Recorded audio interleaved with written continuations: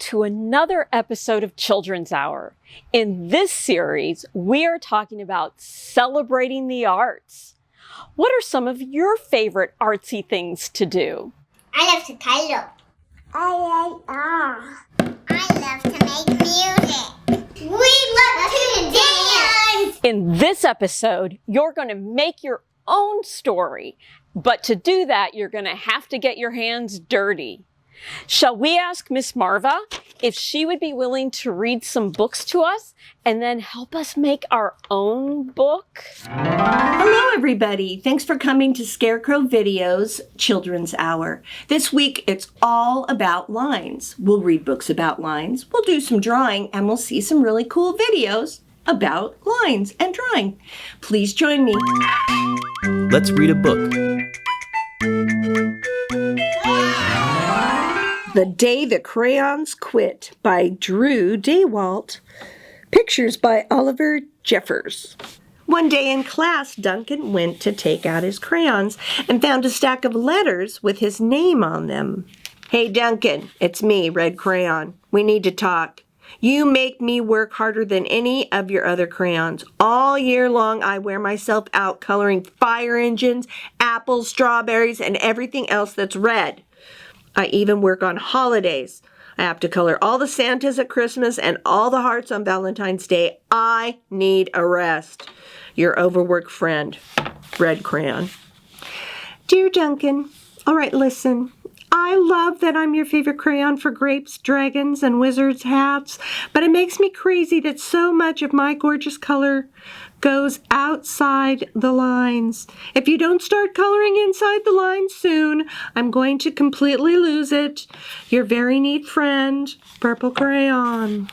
Dear Duncan, I'm tired of being called light brown or dark tan because I am neither. I am beige and I am proud. I am also tired of being second place to Mr. Brown Crayon. It's not fair that Brown gets all the bears, ponies, and puppies while the only things I get are turkey dinners, if I'm lucky, and wheat. And let's be honest, when was the last time you saw a kid excited about coloring wheat? Your beige friend, Beige Crayon. Duncan, Gray Crayon here. You're killing me. I know you love elephants, and I know that elephants are gray, but that's a lot of space to color in all by myself. And don't even get me started on your rhinos, hippos, and humpback whales. You know how tired I am after handling one of those things? Such big animals. Baby penguins are gray. You know, so are very tiny rocks, pebbles. How about one of those once in a while to give me a break? Your very tired friend, Gray Crayon. Dear Duncan, you color with me, but why? Most of the time, I'm the same color as the page you are using me on, white. If I didn't have a black outline, you wouldn't even know I was there.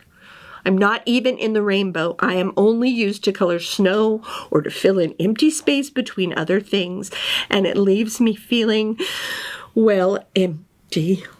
You need to talk. Your empty friend, White Crayon. Hi, Duncan. I hate being used to draw the outline of things that are colored in by other colors, all of which think they're brighter than me. It's not fair when you use me to draw a nice beach ball and then fill in the colors of the ball with all the other crayons. How about a black beach ball sometime? Is that too much to ask? Your friend, Black Crayon. Dear Duncan, as Green Crayon, I am writing for two reasons. One is to say that I like my work. Loads of crocodiles, trees, dinosaurs, and frogs. I have no problems and wish to congratulate you on a very successful coloring things green career so far. The second reason I write is for my friends, Yellow Crayon and Orange Crayon, who are no longer speaking to each other. Both crayons feel that they should be the color of the sun.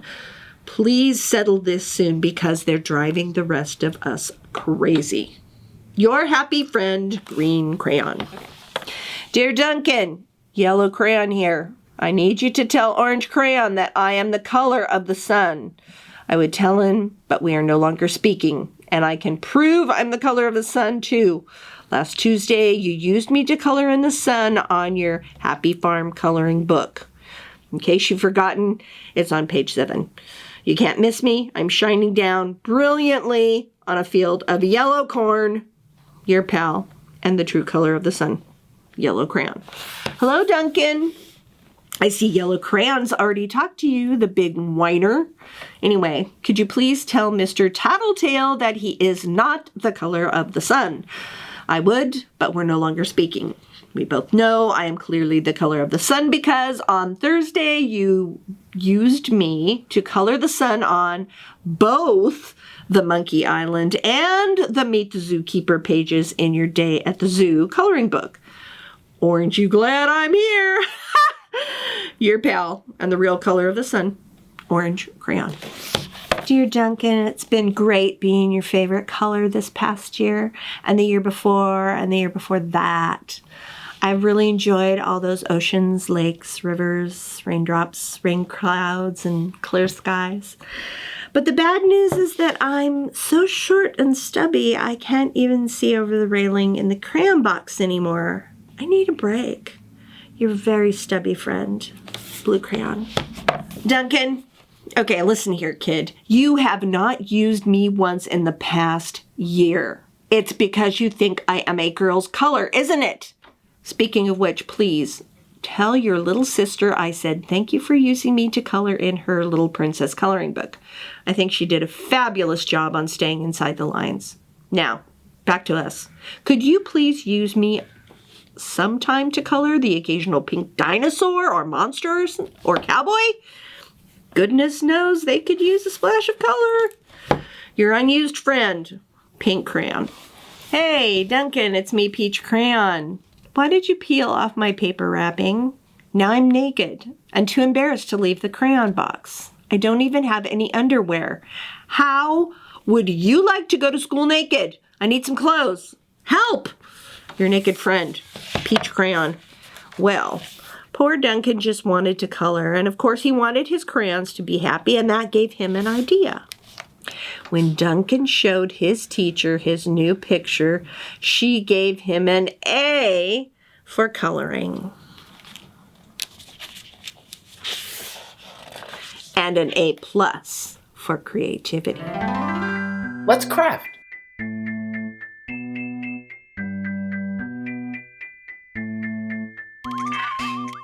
What you need? Marker or ink pad, black pen or marker, paper.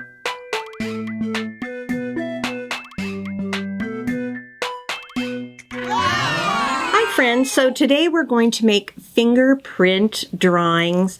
The first thing I want to tell you is you need to get okay from your grown-up before you do these because this requires you coloring on your hand. So you want to make sure that your grown-up helps you get the right kind of marker, which is a washable marker. You probably have these at home because you'll use your washable marker on your fingers. You can wash these off with soap and water, but really you need to ask your grown-up first, is it okay for me to do this? So along with your washable markers in colors that you like, you're going to need a pencil or a dark pen that you can put details on your drawing. And when you watch, you'll see what I mean by details. It's things like eyes and nose and stuff. You'll also need lots of paper. We're going to make a book along with learning how to do some fingerprint drawings. I wanted to tell you that if you and your grown-up can find these books, they're really awesome. They're very old though. They're by Ed Emberley. Ed Emberley has been making art for a long time. He was making art when I was a kid. So he did this book that's Bugs and Beasts by Ed Emberley, or Ed Emberley's Great Thumbprint Drawing Book. You may be able to find these. They're worth having, moms and dads, so they're worth looking for. Ed Emberley also has lots of good drawing books that he did, so you can find those for sure because I bought them recently. So here we go. We are going to make some different kinds of bugs, and I'm also going to show you how to make a little mouse. Now, all these things that we're doing today could really be cool in a book, and I'm going to show you how to make a book at the end. So maybe you could learn how to do these and add in the things that I'm showing you today. Also, if you go back to the cat videos, work that we were doing, I drew a couple of cats, so I'm going to teach you how to make mice, thumbprint mice, so you could use the cat and the mice if you wanted to too. So let's get started. The first thing I'm going to show you how to do are little bugs, just plain old little bugs. Any color you want. I'm using pink. I did a bunch of pink fingerprints before to get started, but I'm just going to show you one now. I make an oval on my finger. I press it down. Sometimes you can even get two off of one. That didn't work so well, so we'll put a little more pink in it. All right. So you've got your fingerprints. Now the best thing to do is get all your fingerprints and then go wash your hands and dry them off and then come back. So the cool thing about video is you can stop right here and then come back if you need to. So little bug, this is how you do little bug. Little bug is one fingerprint. Little bug has two eyes, two long antennas, and you could add little dots on the end maybe. Little bug has 1, 2, 3, 4 arms and 1, 2 legs. And I like to put little ovals on the bottom of little bug for his little feet. Then you could decide what kind of face you want. Oh, this little bug's happy. So again, to make little bugs, 2 eyes, antennas. This time, little bug's going to have curled antennas. And then 1, 2, 3, 4 arms, and 1, 2 legs with little ovals on the end. So there's little bug. Oh, don't forget the mouth. That one's not so happy. So little bug can have lots of different faces. Little bug could be different colors. Little bug can have lots of little friends. So make lots of fingerprints before you go and wash your hands so that you have lots of fingerprints to play with. So I'm going to move little bug over here. We're going to try big bug. Big bug is 3 fingerprints. Big bug is 1 fingerprint for the head and 2 fingerprints for the body. Big bug is done just the same though. Big bug has eyes, a mouth, antennas, and then arms and legs. Now you've got a bigger friend for little bug. The other thing to think about is in real life, bugs have 8 eyes. So maybe you want to do a bug that has more than 2 eyes. Maybe big bug has big shoes. See, I make big triangle shoes.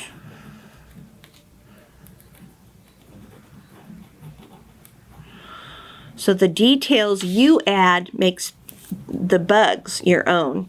There's another kind of bug you can do, which is smaller than big bug. It's kind of like medium-sized bug. Big brother, little brother, medium brother. So again, it's all the same. It's just how many fingerprints you use. This is just 2 fingerprints, 1 for the head and 1 for the body. So you could make a whole family full of bugs. They could look all the same. They could look different. They can have different kinds of mouths, like this bug has some teeth on it. That is a hungry bug. There you go. So there's some different bugs you can do. Little, medium, and big. Now this long set of fingerprints is to make a worm or a caterpillar. If you want to make a worm, all you have to do is add the eyes and a mouth. Ta-da! you have a worm. To make it a caterpillar, caterpillar have lots of legs, actually a centipede. So you just add lots and lots of legs and little feelers at the top. Now you have a centipede. So there's another worm person in your group. The last thing I want to show you is my favorite bug. And I'm going to use one of these pink ones to show you. This is Ladybug. Ladybugs are usually orangey to red colored. We're going to have a pink one. She would make a great thumbprint too. Each finger is a slightly different size when you're coloring on them. So my thumbprint is bigger, a lot bigger than the size of my fingerprint because my thumb is bigger. So there's my thumbprint up here. We're going to turn her into a ladybug. Ladybug has a line across there and then a line like this. So basically, see, it looks like a T. It's like a sideways T. You're going to color in the top of the T with black, like that.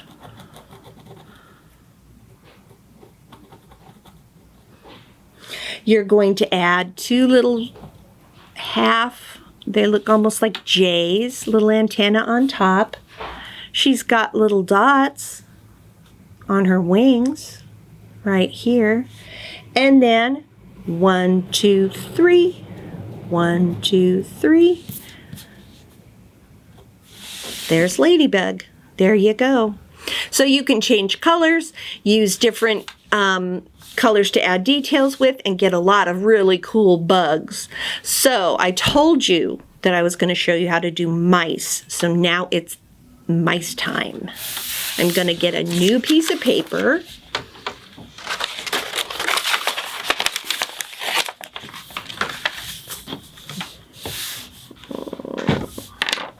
And I'm going to tape it down so that it doesn't bounce up on me.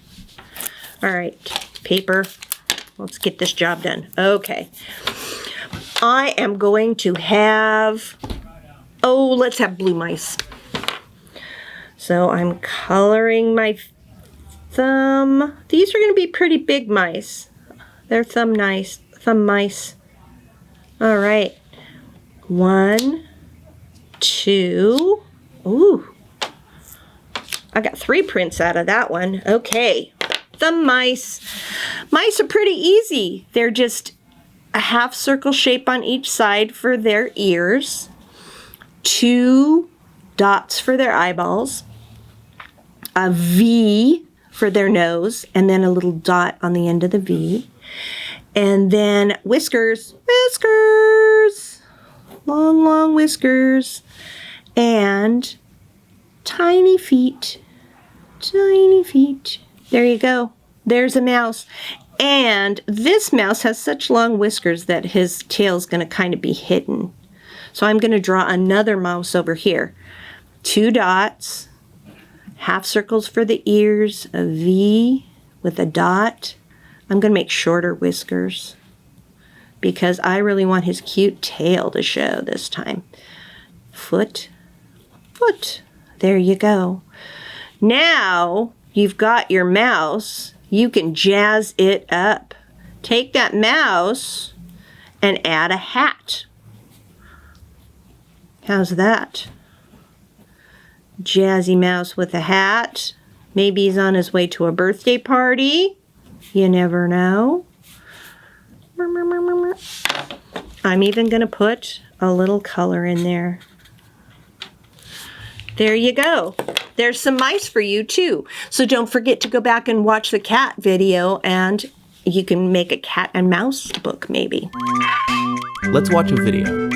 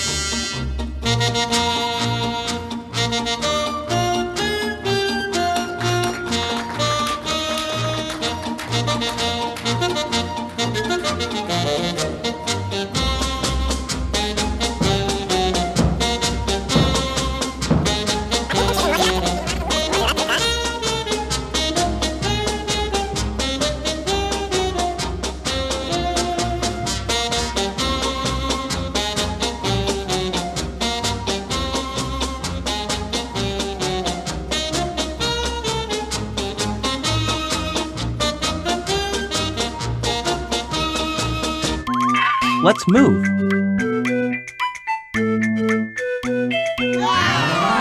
Welcome to Adventure with Ali. I'm so pleased you could join.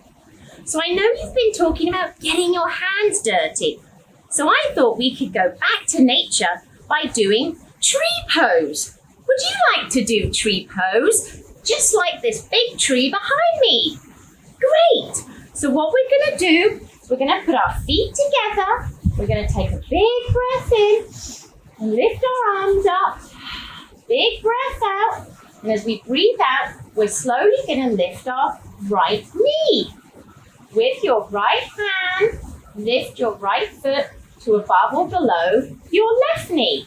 And then lift your arms up as high as you can and go, I'm a big tree. And then slowly lower your arms. Why don't we try that on the other side? I'll stand forward so you can see. So we're going to take a big breath in. Big breath out. And then lift your left knee. When you have your balance, grab your left foot with your left hand and put your foot above or below your right knee.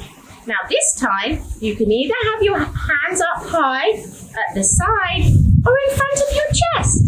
Remember to say, I'm a big tree.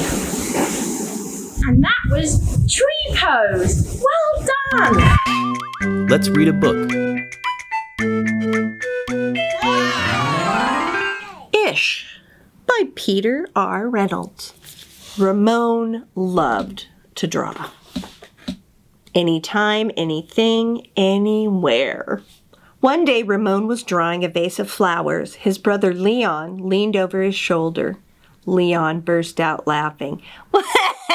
"What's that?" he asked. Ramon could not even answer. He just crumpled up the drawing and threw it across the room. Leon's laughter haunted Ramon. He kept trying to make his drawings look right, but they never did.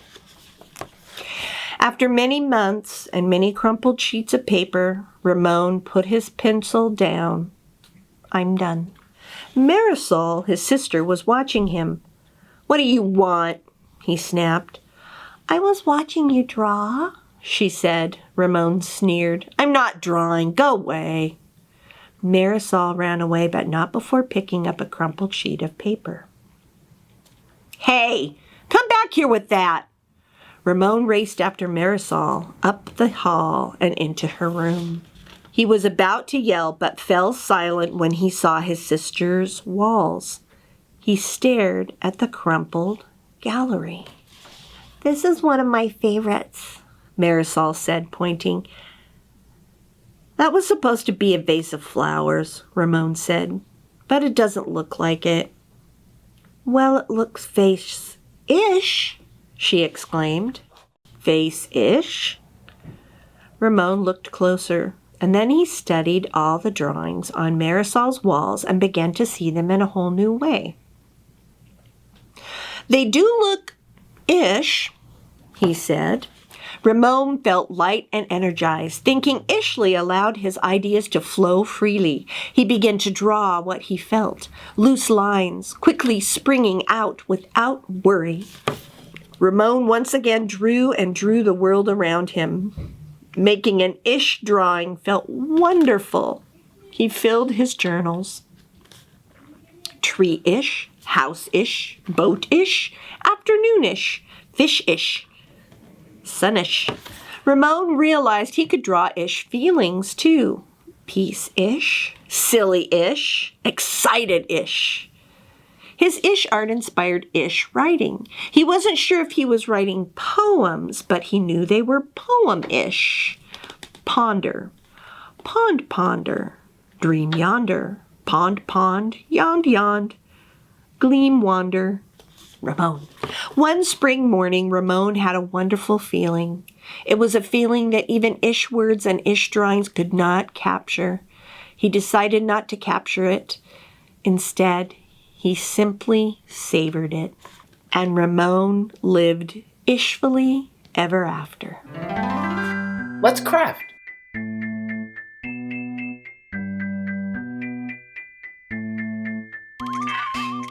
What you need.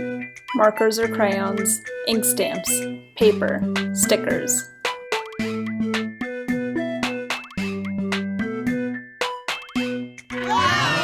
I'm going to show you how to make an accordion book. Accordion books are cool because they can stand up, and they're also great because you can put lots of things in them. This is an example of an accordion book.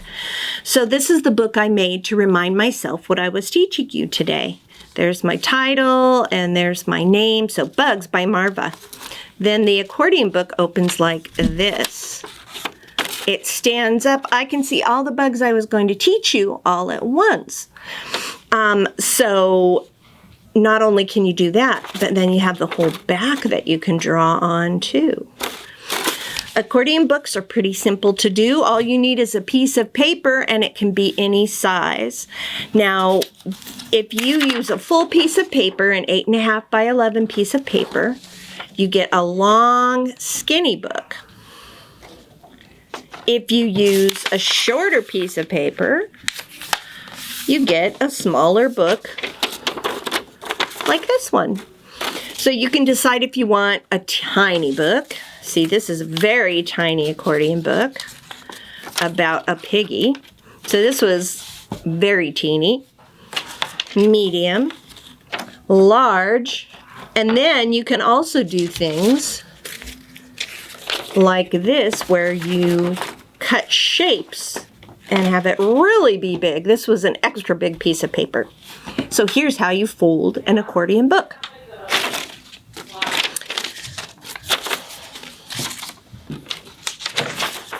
You take your piece of paper and you fold it in half. Half means that you're meeting those two corners. There, that will help you when you're folding. Meet your two corners and then push down with your finger down here. Then you're going to take the top half and fold it down and meet the corners and do that. Then you're going to turn the whole thing over and do the same thing, like that. Remember, if you're confused, you can always go back and watch this again. You can rewind this. I wanted to show you a fun thing that you can do once you've got your book. You can also cut the tops in different ways. This book's called Mouse House. This one I made here, and I made it into a house shape by cutting two sides off of the top. So I'm going to show you how to do that. You can ask your grown-up to help you if you need, or you can just do it yourself. It's two lines like that. Then snip those triangles off. And you have a house shape. And what's fun is you could make a whole village of different houses if you wanted. Each one of these pages could be a different kind of house. There you go. That's how you make an accordion book. Let's watch a video.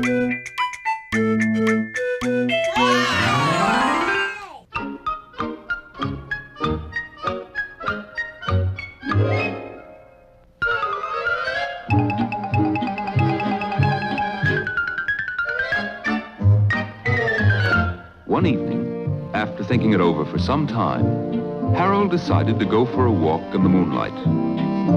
There wasn't any moon. And Harold needed a moon for a walk in the moonlight. And he needed something to walk on. He made a long, straight path, so he wouldn't get lost. And he set off on his walk, taking his big purple crayon with him. But he didn't seem to be getting anywhere on the long, straight path.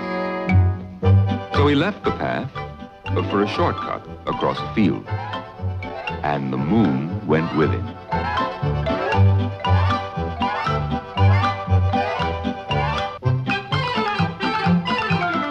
The shortcut led right to where Harold thought a forest ought to be. He didn't want to get lost in the woods. So he made a very small forest with just one tree in it. It turned out to be an apple tree. The apples would be very tasty, Harold thought, when they got red. So he put a frightening dragon under the tree to guard the apples.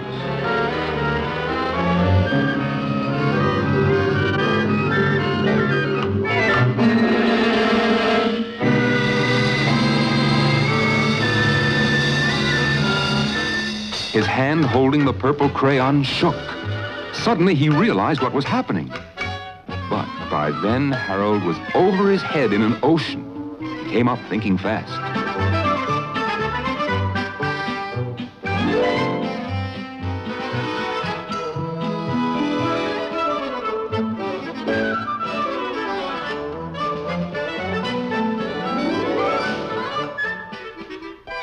He quickly set sail. And the moon sailed along with him. After he'd sailed long enough, Harold made land without much trouble.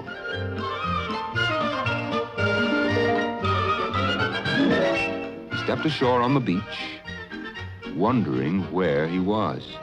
The sandy beach reminded Harold of picnics, and the thought of picnics made him hungry.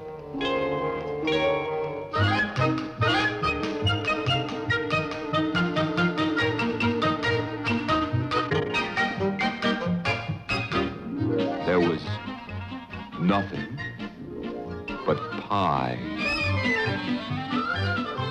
But there were all 9 kinds of pie that Harold liked best. When Harold finished his picnic, there was quite a lot left over.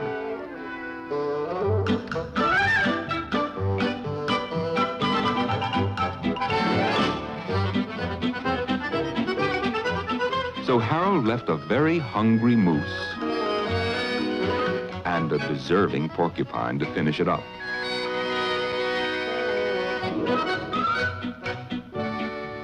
And off he went, looking for a hill to climb, to see where he was. Harold knew that the higher up he went, the farther he could see.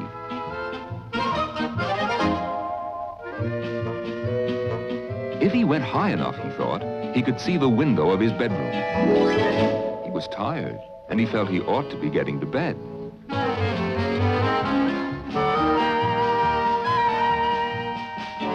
But as he looked down over the other side, he slipped. Luckily, he kept his wits and his purple crayon.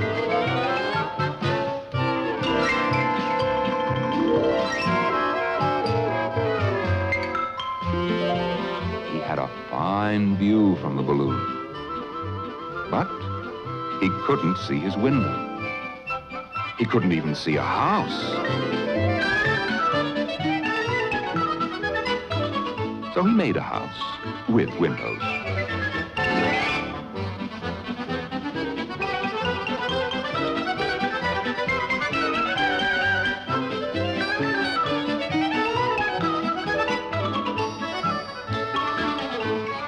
None of the windows was his window.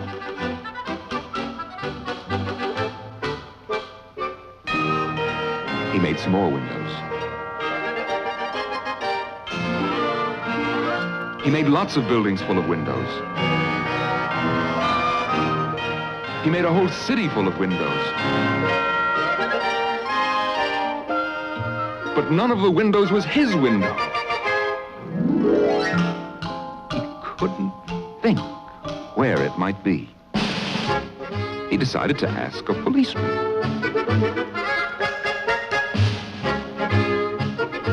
The policeman pointed the way Harold was going anyway.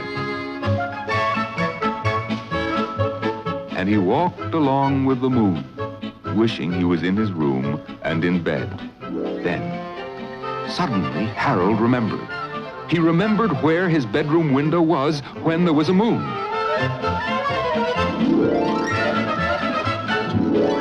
It was always right around the moon.